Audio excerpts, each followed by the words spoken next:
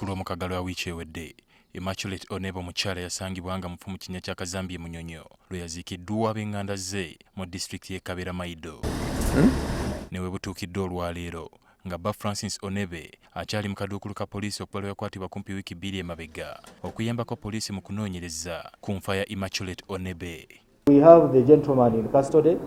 The investigations are at advanced stages. Ebbanga Onebe lyamaze mu kadduukulu ka poliisi lisussa mu ssaawa 48 ezirambikiddwa amateeka okubanga omukwata atwaliddwa mu kkooti. Ayogerera ekitongole ky'abambega ba poliisi Charles Twine aliko bye yannyonnyodde ku nsonga eno. Tugiteeka mu kategole ya okubanga a high profile case, si a case gy'olina okupapira kubanga mu ngeri gye yakolebwamu yenyamiza ate esatiza.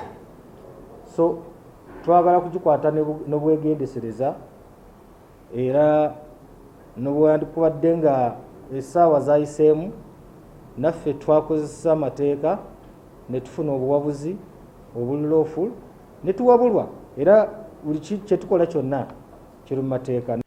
Yo ofiisi y'essaabawabi wa gavumenti etutegeezezza nga fayiro ya Francis Onebe bw'etannatuuka gye bali okwongera okwekenneenya oba waliwo omusango gwonna ogumuvunaanibwa. Francis Onebe's case is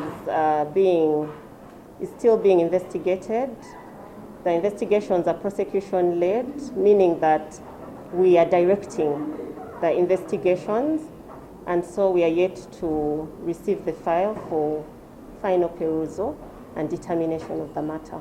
Ate ku bulumbaganyi w'ebijambiya mu bitundu by'e Masaka, poliisi etubuulidde nga bwe bakyalina abasibe 16.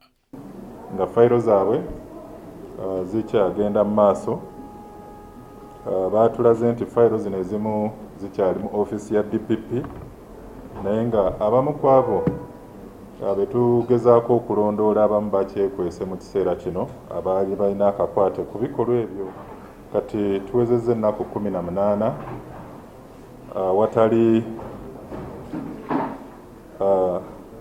awatali musango mupya ogw'ab'ebijambiya. Mu ngeri emu enanga agamba waliwo yakwatiddwa ku bayita ababiri ku lw'Entebe ne Jambiya wamu n'olukalala lw'ennamba z'amasimu z'abamu ku batuuze. Bamusanze n'olukalala okuli ennamba z'abatuuze mu kitundu ekyo ekyabayita ababiri. Mu kugaziya okunoonyereza kwaffe era twasobodde okwaza ekitundu ekimu we twasanze ennyondo empya kumpi nga kiro 10 ezabadde bamaze okuzizika mu lusuku. Ali Mivule, NTV, Akawungeezi.